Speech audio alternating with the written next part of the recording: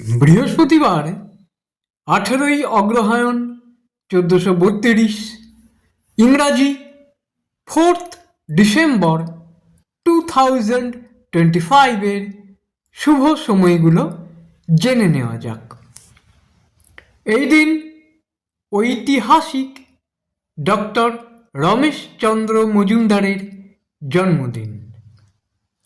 দিনের শুভ সময়গুলো হলো সকাল 6টা 7 থেকে 7টা 30, দুপুর 1টা 15 থেকে 2টো 5,